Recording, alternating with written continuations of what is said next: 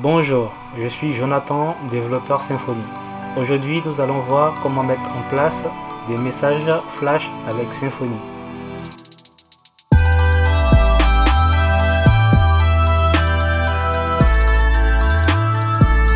Ok, dans Symfony, nous avons le composant HTTP Foundation qui regroupe la gestion des sessions. Donc, dans ce composant-là, nous pouvons gérer les sessions. Donc les sessions vont pouvoir stocker certains types de messages en fonction des notifications que nous allons ajouter. Donc nous avons la fonction getFlashBag qui va permettre de faire des messages flash. Donc pour cela, en fait, il existe en fait des interfaces qui vont nous permettre dans Symfony de pouvoir gérer des sessions ou des messages flash. Donc là, il y a une session qui s'appelle FlashBag Interface qui va nous permettre en fait de faire notre propre interface et de pouvoir gérer les messages flash un peu comme on le veut. Donc là je retourne dans mon template et là je vais faire un message en fonction des contacts. Donc ici je vais poster des informations, le nom, une description, et je veux qu'il y ait un message flash à la fin de mon action. Donc en général les messages flash on les utilise lors des fins d'action. Donc lorsque vous avez cliqué sur une modification ou une suppression, un envoi de formulaire, ainsi de suite. Donc il y a plusieurs cas où vous pouvez utiliser des messages flash. Donc là je retourne dans mon code et j'ai préparé en avance dans mon dossier service, là dans message service. Donc je prépare un service qui va me permettre en fait de pouvoir le réinjecter partout où je veux. Donc ici j'utilise l'interface FlashBag Interface qui est dans Symfony, qui provient de HTTP Foundation. Donc c'est pas compliqué de le mettre en place. Et je fais un use de la classe FlashBag Interface et là je me prépare deux constantes. Donc ça va dépendre en fait de vous. Donc si vous avez plusieurs types de notifs à envoyer, vous pouvez les rajouter comme ça sous forme de constante, c'est plus clair et lisible en fait. Et c'est facile à réutiliser. Donc une constante pour les notices, on le rajoute comme ça et on rajoute juste une notice comme ça. Voilà. Donc il n'y a pas grand chose ici à voir sur les constantes. Par contre là j'ai mon objet FlashBag qui provient de Flash Interface que j'ai inclus là. Et je fais une injection de dépendance dans le constructeur de ma classe. Donc je réutilise en fait les méthodes dans ma classe à partir d'une injection. Ça se fait couramment dans Symfony. Pour ceux qui ne savent pas, les injections de dépendance sont très pratiques et facilitent en fait la lisibilité du code. Donc là j'ai mon objet FlashBag qui est là. Et je me fais deux méthodes ici qui vont me permettre en fait de pouvoir m'envoyer des messages en fonction de la méthode. Donc j'ai une méthode success qui va prendre en paramètre un message qui est une string, et pareil une méthode qui va me renvoyer des erreurs. Donc je change juste le type ici avec le caractère que j'ai mis dans ma constante. Donc le type erreur ça va être erreur, le type success ça va être success. Donc là je les ai là comme ça, donc c'est ces paramètres là qui seront ici là.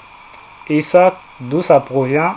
Si je prends mon objet ici, je fais un this de FlashBag ici, que je regarde les fonctions qui sont disponibles, j'ai la fonction add qui me permet en fait d'ajouter des types de notifications.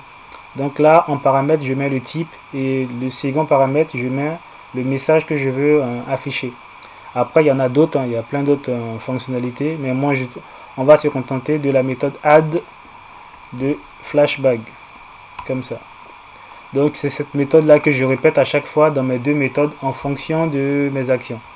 C'est possible de le faire autrement avec des conditions, avec une seule même fonction et tout, mais c'est plus lisible avec deux types de fonctions, et c'est ces deux types de fonctions qu'on va utiliser tout le temps, success ou erreur. Après c'est possible de rajouter une méthode warning pour d'autres cas. Donc là j'utilise comme ça this FlashBag add et je mets le type et le message qui est en paramètre ici de ma fonction.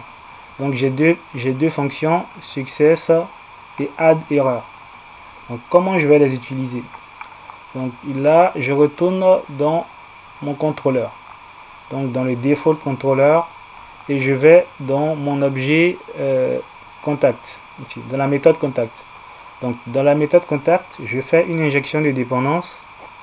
Donc ici, dans contact, je mets en paramètre ici message service. Message service qui provient de mon dossier service et de ma classe message service là. Donc une fois que je l'injecte ici comme ça, j'aurai accès aux méthodes que j'ai mis dans mon service. Donc je pourrais retrouver le add success et add error. Donc que je récupère par là. Et comme je l'ai spécifié en fait, je prends en paramètre un message à ces deux méthodes en fait. Donc ici je vais dire le add success, je vais retourner votre message a bien été validé. Comme ça là. Donc là si on teste, là je teste un message, test, je poste, j'ai bien mon message qui s'affiche là, mais en fait le template n'est pas fait manuel automatiquement, donc il faut le faire à la main. Donc sur ma page contact ici, non, attends, ma page contact elle est où? Ah, default. Voilà. Donc dans ma page contact, je me suis fait un composant qui va me permettre en fait d'afficher mes messages flash. Donc là je l'ai inclus ici comme ça. Inclure, ben j'ai inclus juste le template là, ça revient au même. Ça, là dans mes composants j'ai juste fait un dossier composant flash message. Donc ça revient au même si j'avais copié-collé comme ça là et que je l'avais mis directement ici. Comme ça. Vu que je vais l'utiliser dans plusieurs pages, je préfère l'inclure pour pouvoir le modifier une seule fois. Voilà, comme ça. Donc ici, j'inclus un bout de code HTML avec des paramètres tweak qui vont me permettre d'afficher mon message. Donc le composant, je l'ai fait dans un dossier composant et le composant c'est flash message html.tweak qui est là. Donc là, qu'est-ce qu'on remarque en fait? J'utilise l'objet. Donc dans app session flash get success, on aura notre message flash. Donc success, ça va correspondre au service au message qu'on aura mis dans le type ici. Donc c'est le succès dans notre fonction add success qu'on retrouve là. Donc le type succès. Si c'est un type erreur, ça sera celui-là. Donc vu qu'on a seulement que ces deux types là, donc moi je get sur ces deux types là. Donc ça c'est un tableau qui va vérifier que il y a un index succès et il va renvoyer le message à chaque fois. Donc ici je fais une boucle et il vérifie à chaque fois qu'il y a soit une réponse en succès ou soit en erreur. Et après j'affiche le message avec une belle petite classe bootstrap avec alerte, danger et je mets juste l'icône qui correspond en fonction de mon message que je veux afficher. Donc ça me permet en fait d'afficher la notification qui va apparaître juste après l'exécution de la méthode. Donc si je reviens dans la page de contact ici, le message qui est inclus là, ça correspond bien à celui-là. Donc si je retente ici, j'ai enlevé le dump je crois. Ouais. Donc je refais ça, test, je valide, j'ai bien mon message qui est là. Donc imaginons dans le contrôleur, je change le add success par add error. Je reteste, je fais un test ici. Le message devient rouge parce que l'erreur je l'ai mis en rouge.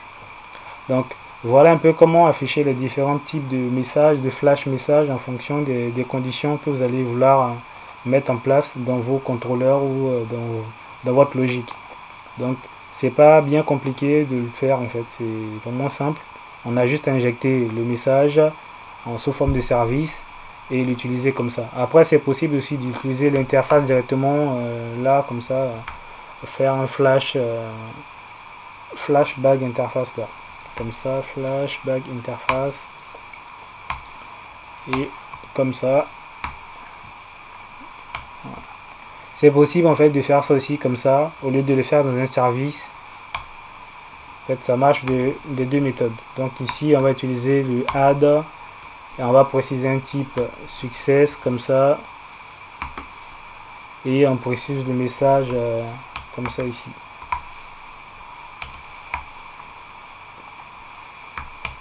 Donc ça marche en fait dans les deux sens. Sauf que ici, ben, c'est vous qui allez mettre les paramètres à la main comme ça à chaque fois par rapport au service. En fait, ça revient en même. Ben, c'est plus en termes de lisibilité et de bonne pratique qu'on ne le met pas tout le temps comme ça. Parce que si on veut l'utiliser plusieurs fois dans d'autres cas, il va falloir injecter toujours Flash, un bag interface un peu partout dans notre code. Donc voilà comment marchent les messages Flash côté contrôleur avec des méthodes basiques. Maintenant, dans le cas où on veut l'utiliser sur EasyAdmin pour faire des messages Flash avec notre administration, ça fonctionne aussi. Là, si je me connecte dans mon administration avec EasyAdmin, que j'ai ma partie utilisateur, je vais par exemple éditer un utilisateur et vouloir avoir des messages Flash. Donc là, si je retourne dans EasyAdmin ici, je vais modifier les utilisateurs. Donc dans le user, je vais rajouter des messages Flash. Donc pour cela, en fait, c'est pareil. Faut toujours injecter votre service, donc le même service dont je parlais, le message service là. Donc ici, je passe toujours par le constructeur. Donc j'ai ma propriété ici, message service, dans le constructeur ici. Et je fais la même injection. Et une fois j'ai injecté message service là, dans EasyAdmin, pour détecter des messages après une modification d'une entité, on a la méthode updateEntity. Donc si vous tapez updateEntity, je le refais pour vous parce que je l'avais déjà tapé, mais normalement tout le monde là en fait, c'est pas une méthode. Si je fais public function updateEntity, vous allez recevoir un truc comme ça. Donc vous avez l'entity manager interface et l'entity instance. Donc vous avez votre instance qui va être modifiée. Et ici vous pouvez rajouter les instructions par la suite. Donc là, vu que nous on a injecté tout en haut là le message service, on peut réutiliser les mêmes fonctions qu'on avait. Donc si je reviens à la fin ici, je peux faire message service et j'ai mes deux méthodes, add erreur ou add success. Donc là je peux dire en cas de success, dire que votre user a bien été modifié.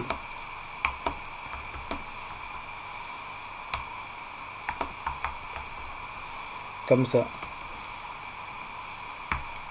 Donc ce message là, une fois que je le mets, il va s'afficher aussi, mais il va falloir préparer ce que j'avais montré là, ici, ce bout de code là, pour détecter s'il y a un message flash. Donc c'est juste de l'affichage en fait. Donc en fonction des paramètres qui vont être envoyés dans la session, on fait la même boucle et on l'affiche. Par contre ça, vu qu'on est sur EasyAdmin, on va override le template. Donc on va surcharger le template. Et pour ce faire, moi je l'avais mis dans le bundle, dans EasyAdmin bundle. Et vu que c'est le template en fait des éditions à chaque fois ici, on le met là dans le CRUD. Parce que c'est là on va faire les modifications CRUD à chaque fois. Donc suppression, modification, affichage. Donc ici à l'index de ma page, j'ai rajouté le même bout de code qui est là. Donc c'est le même bout de code qui est dans le flash message, pour vous dire que on peut le faire avec un include ou on peut le mettre directement comme ça.